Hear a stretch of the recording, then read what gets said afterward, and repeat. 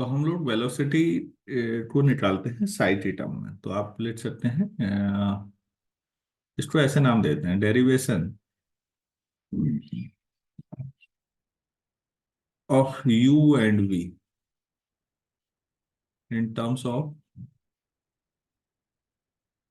Side. मतलब छोटा सा है। तो स्ट्रीम लाइन की जो अ, हम लोगों ने पीछे भी पढ़ा था, वहां से शुरू करते हैं। Streamlines in two dimensions, याद है? Yes sir. Del x upon में u v is x. Equal to del y ये अपॉन डी में एक्स अपॉन, वी ये d x upon d y upon v. ठीक है। तो आप इसे ऐसे लिख सकते हैं, v d x plus minus u d y equal to zero. ठीक हो गया। तो अब हमें याद आता है कि बीएससी में हम लोग ऐसी इक्वेशन पढ़ते थे, M d x plus N d y equal to zero. और अगर हमसे कहा जाता था ये डिफरेंशियल इक्वेशन एग्जैक्ट होगी, तो हम करते थे del M upon del y equal to del N upon del x. अगर ऐसा होगा तो एग्जैक्ट होगी, और एग्जैक्ट है तो ऐसा जरूर होगा। तो यहां पर आपके पास एम और एन क्या है ये देखिएगा। तो मैं ये लिख देता हूं अब, द कंडीशन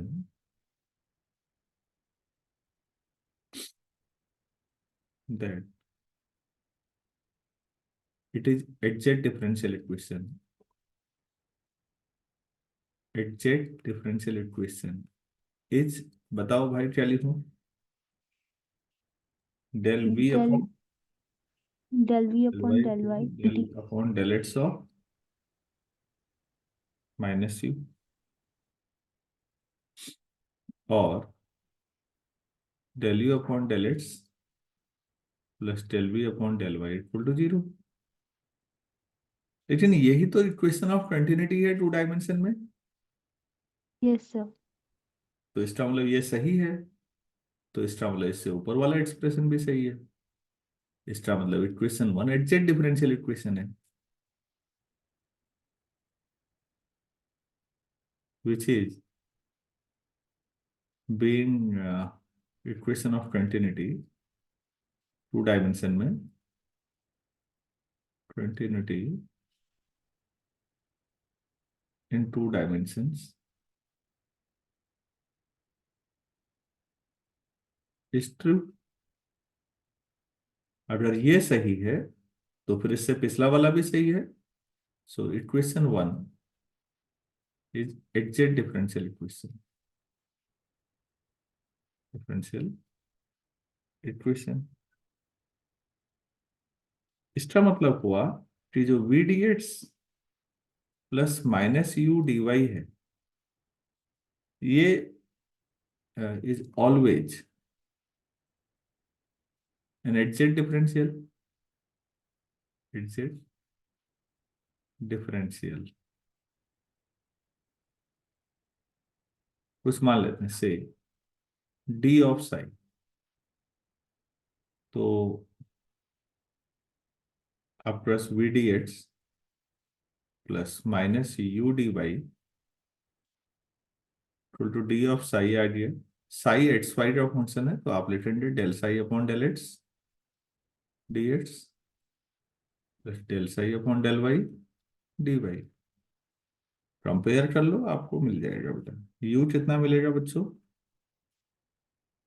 डी वाई का total minus minus minus del y upon del y. ये यू है, और वी मिलेगा del psi upon del x.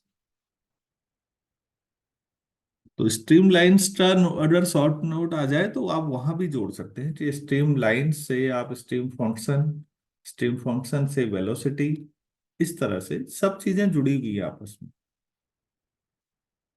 तो यू और वी के ये आ गए आपके पास, u minus del psi upon del y होगा पूरे चैप्टर में, आप v del psi upon del x हो।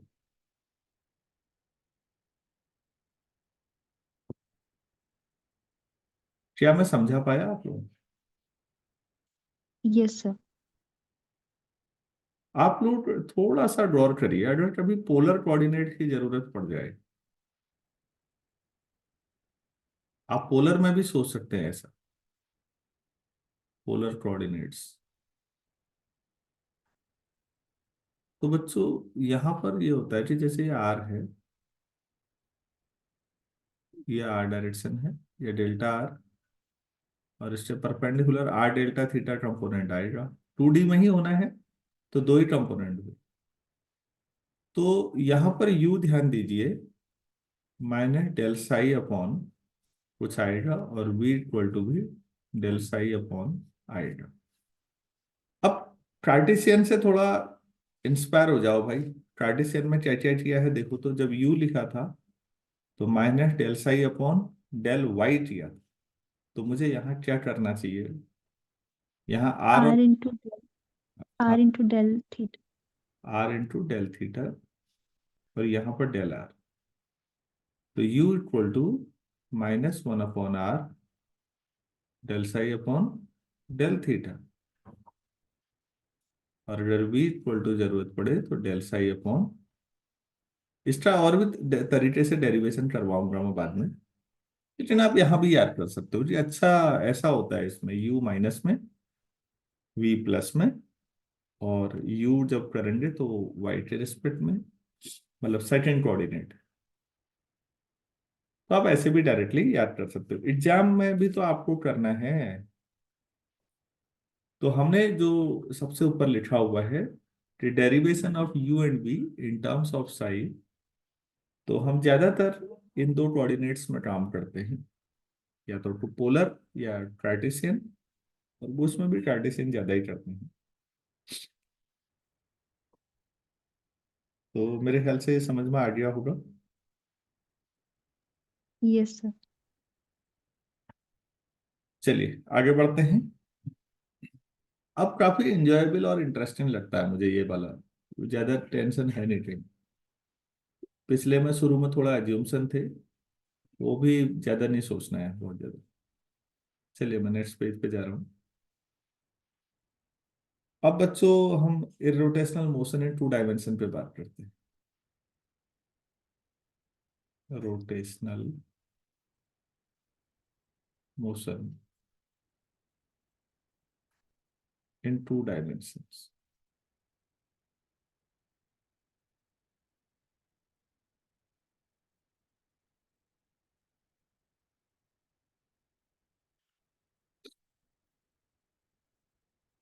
अगर मोशन रोटेशनल है तो फाई एडजस्ट करता है ना। Yes, sir. कुछ छोटे छोटे पॉइंट्स हैं। If motion is irrotational,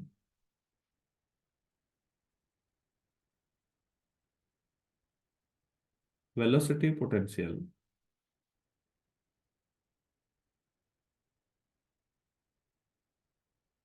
phi exists, तो फिर u इक्वल टू क्या होता है, del phi by del x, और v equal to minus del phi by del y. Now equation of continuity is, ये पहले भी हो चुका है, दोबारा कर रहा हूँ। आप लिखते हैं del u upon del x 2 dimension में, del v upon del y equal to 0। तो del by del x of u की जो minus del square phi upon del x, plus del upon del y minus del phi upon del y, तो equal to 0। आप solve करेंगे तो ये आ जाएगा del square phi upon del x square, plus del square phi upon del y square equal to 0। या आप ऐसे भी लिख सकते हैं शॉर्ट में, del square phi equal to 0। This implies phi is, ये लाप्लास इक्वेशन थी बच्चों, इस पे बात हुई Yes. थी शायद। Yes, sir. phi is harmonic function. Phi is harmonic function, उसको ही रिकॉल करना है मुझे हार्मोनिक नेचर को, इसलिए मैंने ये किया कि फाई हार्मोनिक फंक्शन होता है। अच्छा, दूसरा पॉइंट है, अब हम साई पे बात करते हैं। Since u equal to minus del phi by del x, और अभी क्या पड़ा है u पीछे पिछले पेज में, Minus del psi upon y. Del y. Minus del psi upon del y, minus del psi upon del y, and v equal to यहाँ था minus del phi upon del y, उसमें था plus del psi upon del x.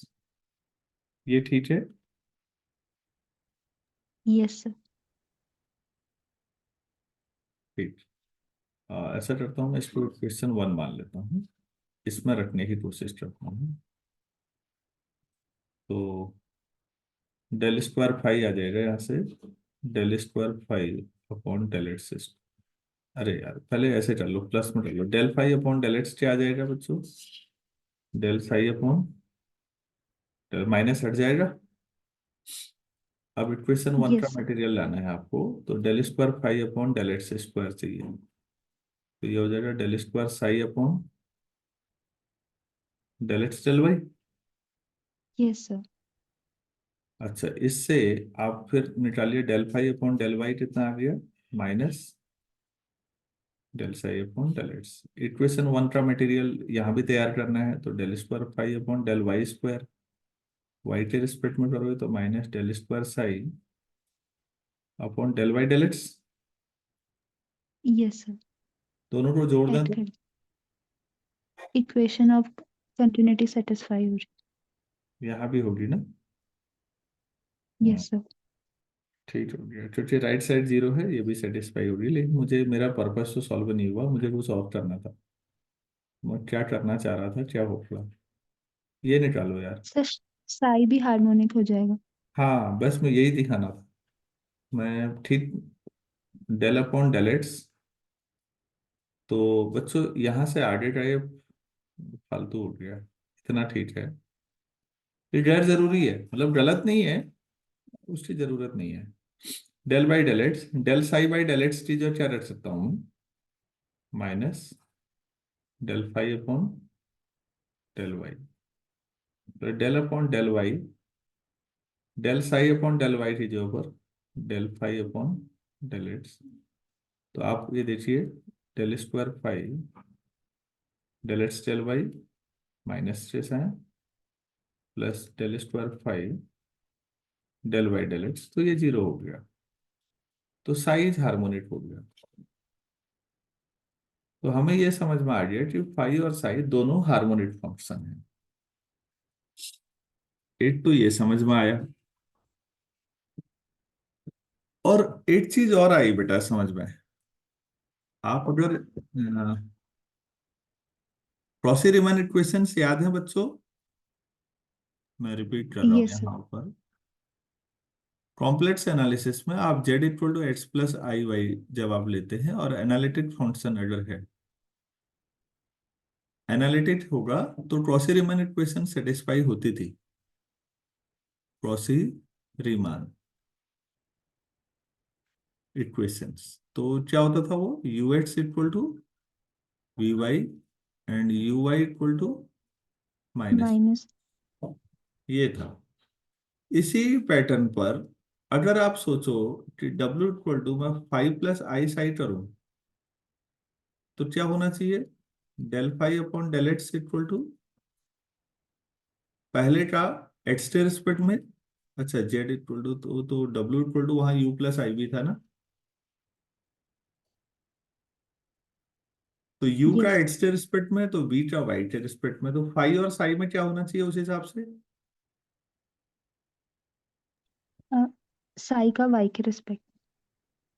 और जब phi का y के respect में होगा तो Minus of psi का x के respect. ठीक हो गया। प्लीज आप गौर करिए तो, ये और ये नीचे जो मैं गोले बना रहा हूँ, ये क्या है? ये सर CR इक्वेशन सेटिस्फाई हो रही। तो काफी बढ़िया। तो फिर हमारे पास ये हो गया कि U और V यहां से, तो हम काफी कुछ कॉम्प्लेक्स की तरह यूज करेंगे। तो नेक्स्ट पॉइंट हमारा होगा तीसरा, और जो मैंने ब्लैक में ऊपर क्रॉसी रीमान लिखी है बच्चों, उसे भी आप लोग अपने नोट्स में शामिल कर लीजिएगा साइड में। तीसरे पॉइंट के लिए मैं पेज नहीं बदल रहा हूं, यहीं पर लिखा जा सकता है।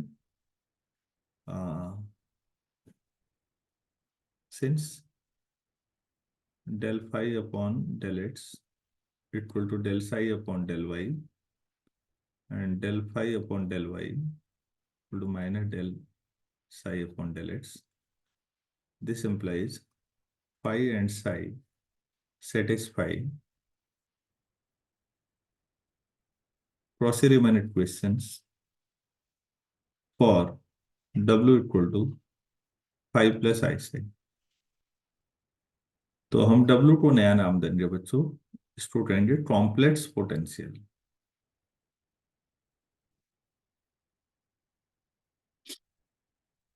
तो कॉम्प्लेक्स पोटेंशियल पे लिखने को आ जाए तो बेसिकली फाई और साई का कॉम्प्लेक्स कॉम्बिनेशन है।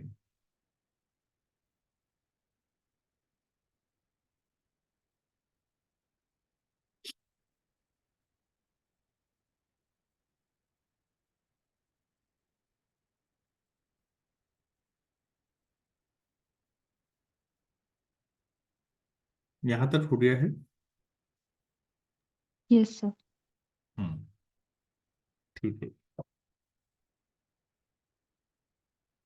जितने पॉइंट्स हो गए, तीन। चौथा पॉइंट हम नेक्स्ट पेज में कर रहा हूं अब मैं।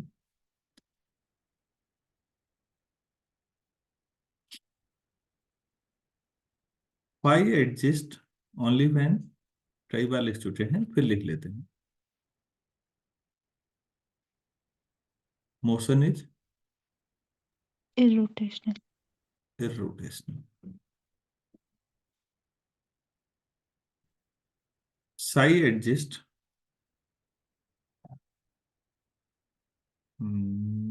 स्ट्रीम फंक्शन, मतलब psi adjust, psi always adjust कर देना चाहिए था। अब पूरा ऐसे बना देता हूँ सेंड में, psi exists whether motion is rotational irrotational. Motion is rotational irrotational, कोई फर्क नहीं पड़ता इसमें, ये एडजस्ट हमेशा करता है। और हार्मोनिक हो चुके हैं, ये सब बातें हो रही। Next point, for W equal to 5 plus i psi, 5 equal to constant and psi equal to constant, form two orthogonal families. Orthogonal families of curves.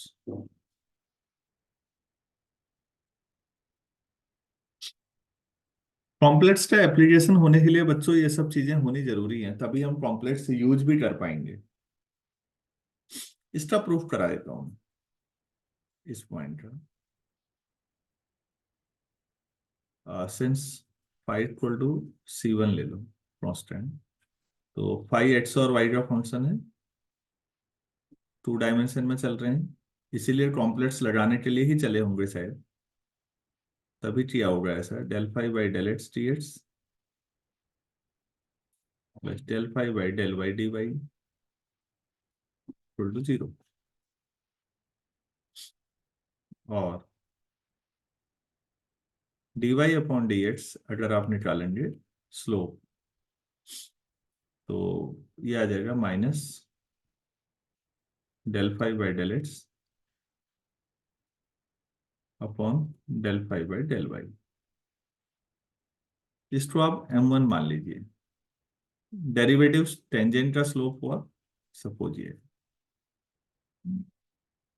और दूसरी फैमिली आपको दी हुई है साई, सॉरी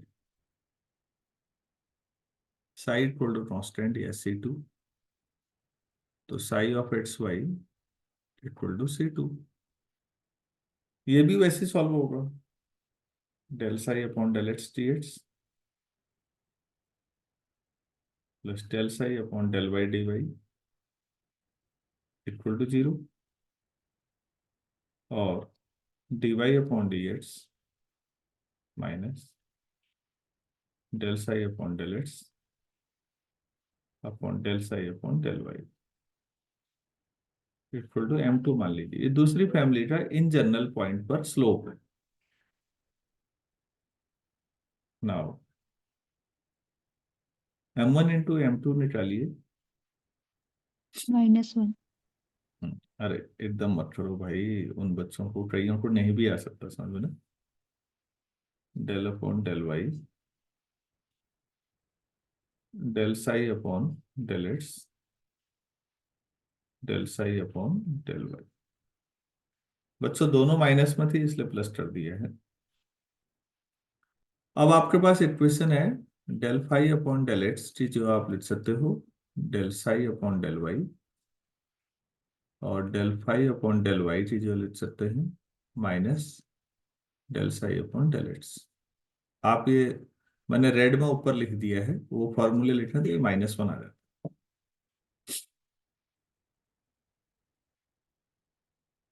एक बात बताइए, हमने दो कर्व के बीच angle in general tan inverse M1 minus M2 upon 1 plus M1 M2 पढ़ते हैं हम लोग। अगर कभी M1 M2 -1 हो जाए तो देखिए तो क्या आएगा। थीटा 90। नीचे 0, tan इनवर्स इन्फिनिटी π/2 आ जाएगा, तो थीटा π/2 आ जाएगा। और दो कर्व के बीच किसी भी जनरल पॉइंट पर, अगर इंटरसेक्शन पॉइंट पर कर्व के बीच का एंगल का मतलब बच्चों टेंजेंट के बीच का एंगल होती है, और अगर वो 90 है तो वो ऑर्थोगोनल फैमिलीज है। तो ये दोनों फैमिलीज ऑर्थोगोनल है। ये बेसिक कंसेप्ट है कि जो वेलोसिटी पोटेंशियल वाले कर्व होते हैं और जो स्ट्रीम फंक्शन वाले कर्व होते हैं, वो आपस में जब भी काटेंगे एक दूसरे को, वहां पर 90 का एंगल होगा। ये जनरल समझ हमारी बन गई।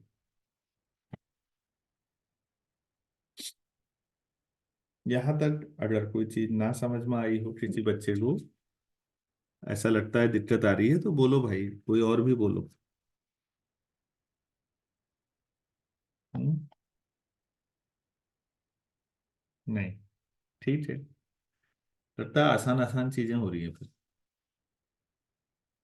नेक्स्ट पॉइंट, कितने पॉइंट हो गए, चलो हेडिंग डाल देते हैं, velocity, magnitude of velocity, magnitude of velocity.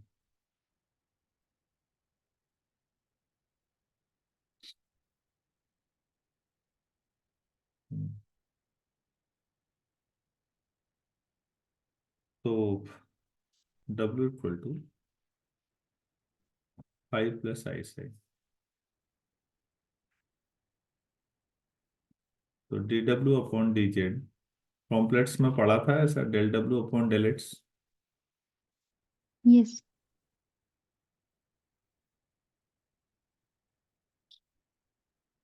ठीक हो गया, तो मैं अभी सारी चीजें प्रूफ नहीं कर रहा हूँ। Del upon del x of 5 plus i psi, तो DW upon DZ equal to del phi upon del x i del psi upon del Y.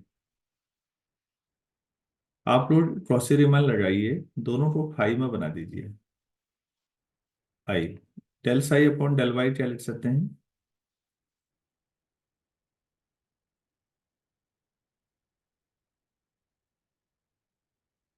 से del phi upon del x.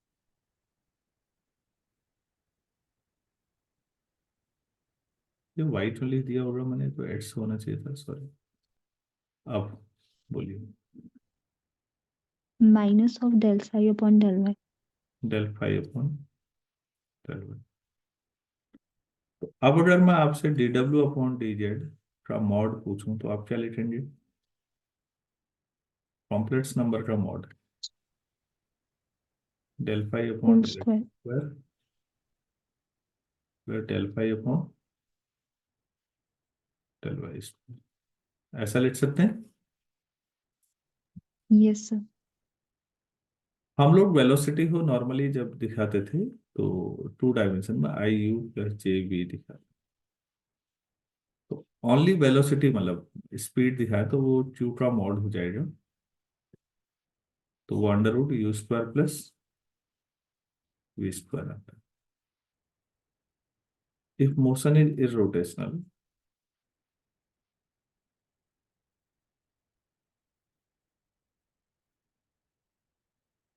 तो क्यू जो हो जाएगा वो अंडर रूट कितना हो जाएगा, यू टी जो क्या लिख सकते हैं, del phi upon del x. Minus, दोनों माइनस में प्लस, लेकिन कोई फर्क नहीं पड़ेगा, स्क्वायर है तो क्यू इक्वल टू आ जाएगा under root del phi upon del x square plus del phi upon del y square. क्या समझ में आया दोनों इक्वेशन से? तो क्यू को आप ऐसे निकाल सकते हैं डी डब्ल्यू अपॉन डी जेड मॉड,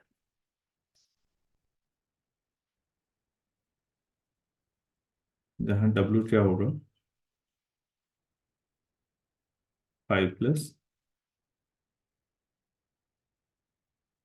आई से। कॉम्प्लेक्स पोटेंशियल अगर दिया होगा कहीं पर, सर डब्ल्यू इक्वल्स टू हाँ सॉरी, जेड लिखा है। हाँ हाँ sorry sorry, W complex potential लिखा हो कहीं दिया होगा तो आप वेलोसिटी ऐसे भी कैलकुलेट कर सकते हैं।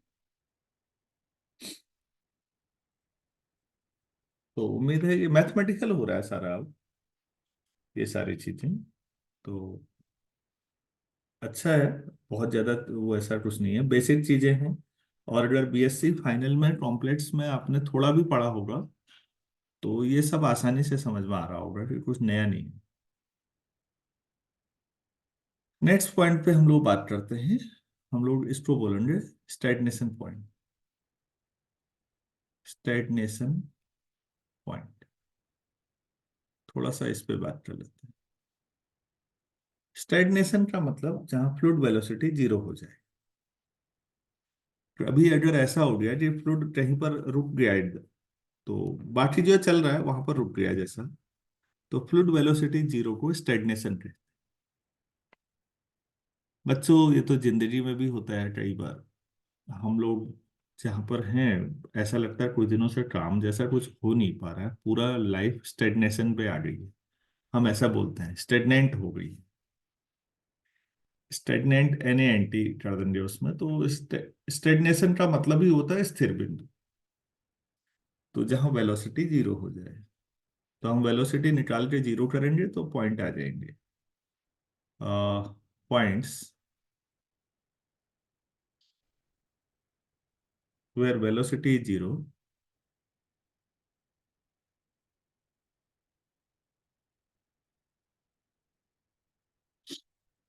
जीरो इज आर, क्योंकि एट भी हो सकता है ज्यादा भी, जो भी है, called stagnation point, stagnation point. तो एट सच पॉइंट वेलोसिटी आपने जैसे पढ़ी है अब, तो del psi upon del x भी जीरो हो जाएगा और del psi upon del y भी जीरो हो जाएगा। और हाँ आपने ये तो पढ़ा ही है कि डेल स्क्वायर साई, ये तो होता ही है, del square psi upon del y square, ये सब भी जीरो होना ही है। तो स्टेगनेशन पॉइंट पर हम लोग साई जो है देखिए इसका मतलब समझिए, साई कांस्टेंट होगा ना। ये इक्वेशन आपको क्या बताती है, psi equal to constant, constant, मतलब यस, इंडिपेंडेंट ऑफ एक्स ना। साई हो एंड सकता है वाई ऑल्सो। वाई का फंक्शन हो, लेकिन इधर ये बता रहा है कि वाई का भी नहीं है। साई साई का वाई के रिस्पेक्ट में भी जीरो है। यहाँ वाला बता रहा है कि साई कांस्टेंट है, लेकिन हो सकता है एक्स्ट्रा फंक्शन हो। लेकिन एक्चुअल में साई ना तो एक्स्ट्रा फंक्शन हो सकता है ना वाई का, क्योंकि एक्स के रिस्पेक्ट में पार्शियल डेरिवेटिव भी जीरो है और वाई के रिस्पेक्ट में भी। तो Sai is absolutely constant. Partial constant होना अलग बात है कि उसके रिस्पेक्ट में कांस्टेंट है, लेकिन एब्सोल्यूट कांस्टेंट होगा साई। कोई सी मान लो, सी रियल नंबर है इस टाइप का, तो स्टेगनेशन पॉइंट पर साई ऐसा होता है कि कांस्टेंट हो जाता है, ना वो एक्स्ट्रा फंक्शन होता है और ना ही वाई। तो हम इसमें अगर स्टेगनेशन पे इस कांस्टेंट को जीरो ले लें तो कैलकुलेशन आसान हो जाएगी, कि कोई भी रियल नंबर है और उससे कोई नुकसान नहीं होता। तो हम इस बात को लिखते हैं, there is no loss of generality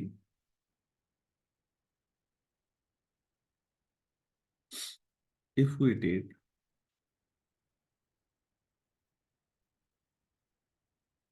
psi equal to 0 at stagnation point, at stagnation point। तो स्टेगनेशन पॉइंट पर साई जीरो लिया जा सकता है, उससे कोई बड़ा नुकसान नहीं है, कोई दिक्कत नहीं है व्यावहारिक तौर पर। और अगर इन जनरल पूछा जाए आपसे, तो आप कह सकते हैं साई वैसे कांस्टेंट हो जाएगा। ये है।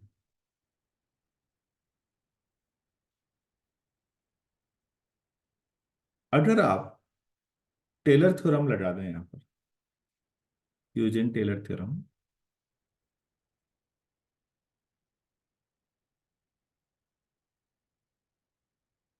तो देखिए please, psi equal to psi at zero, मतलब स्टेगनेशन पर प्लस, फिर क्या होगा, del psi upon del x plus del psi upon into x था ना, yes, y del psi upon del y, बल्कि इसको मैंने ऐसे लिखना चाहिए, at zero plus Taylor theorem one upon factorial two del square psi upon del x square times x square plus two x y. मैं Taylor ऐसे भी लिख सकता हूँ, हमने अभी तक टेलर दूसरे तरीके से लिखा, plus del square psi upon del y square at zero y square plus and so on, बाकी नेगलेक्ट कर देना। मैंने जानबूझ से सेकेंड टर्म पूरी लिखी, वरना हम वही ऑपरेटर के पावर दो बार कर देते। तो स्टेगनेशन पॉइंट पर क्या था, कांस्टेंट था साई। ये जीरो हो जाएगा, ये भी जीरो हो जाएगा, और हम साई को भी जीरो लेते हैं। इन तीनों को हम जीरो मान लेते हैं स्टेगनेशन पॉइंट पर। भाई साई कांस्टेंट है, लेकिन ये फर्स्ट डेरिवेटिव जीरो है, तो जरूरी नहीं है सेकंड डेरिवेटिव भी जीरो हो। तो अप्रोक्सीमेट करना है सब जगह, टेलर के हायर टर्म नेगलेक्ट करें, so we take it second degree term को लेना है बेटा।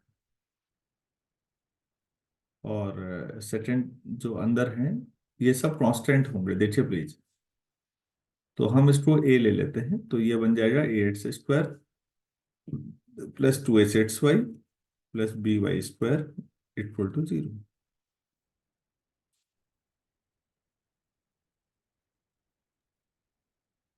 क्वेश्चन नंबर वन, प्लीज ध्यान दीजिए, मैंने इसको ए ले लिया है, इसको एच ले लिया, तो इसको बी ले सर लिया। ये ए कैसे हो सकता है सर? अगर मतलब अगर हम इसे ब्रेक करें तो ये delta del upon del x of zero हो रहा है, तो जीरो ही आना चाहिए था। नहीं बेटा, ये तो कांस्टेंट है ना, आप ध्यान दीजिए। यस, किसी पॉइंट पर है ना, किसी पॉइंट पर सेकंड डेरिवेटिव निकालो और उसके बाद उस पर पॉइंट के कोऑर्डिनेट रखो तो वो तो कांस्टेंट ही आएगा। In yes general sir. थोड़ी है। एट, ये जीरो लिखा हुआ है ना सफिक्स में, जीरो का मतलब वो स्टेगनेशन पॉइंट पर ये। अरे भाई आप कोई भी फंक्शन लो, del square f upon del x square अगर आप निकालते हो और मैं इसे 1, -2 निकालूं तो ये कांस्टेंट आएगा या नहीं? Yes sir. मैं ये कह रहा था।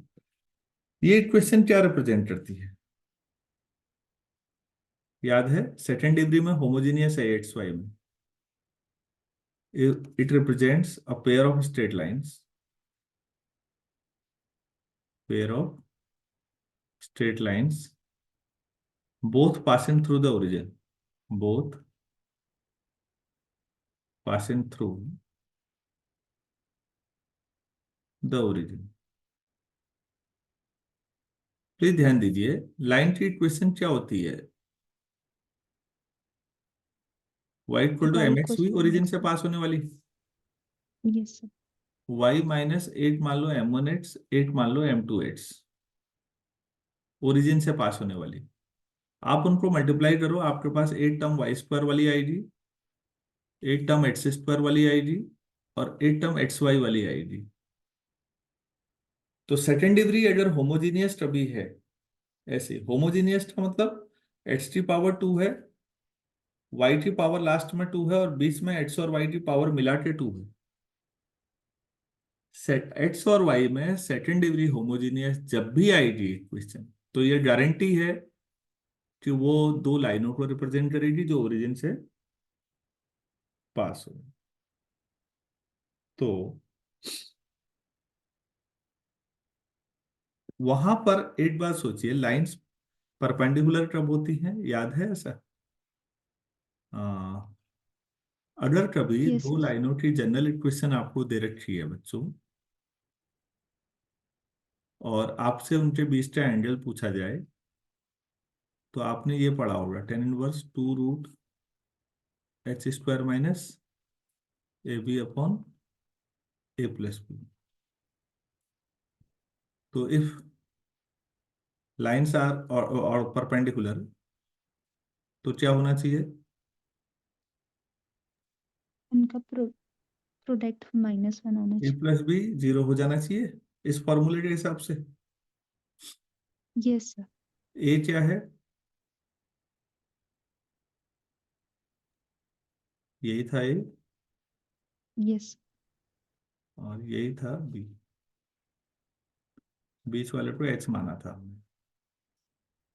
तो स्टेगनेशन पॉइंट पर स्ट्रीम लाइन आपस में परपेंडिकुलर काटती है, तभी वो रुक जाता है सारा मामला, ऑर्थोगोनल हो जाती है। यहाँ पर लाप्लास इक्वेशन सेटिस्फाई कर रही है ये, यहाँ पर आप ऐसे लिख सकते हैं। सो एट स्टेगनेशन पॉइंट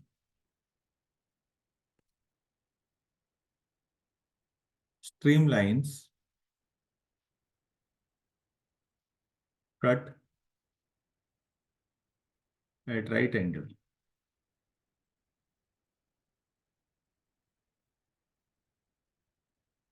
तो ये आपके पास था, मैं पिछला दिखा देता हूँ, देखिए प्लीज। आपने ए और बी क्या लिए थे देख लीजिए, वही यहाँ पे। तो काफी मैथमेटिकल और फंडामेंटल चीजें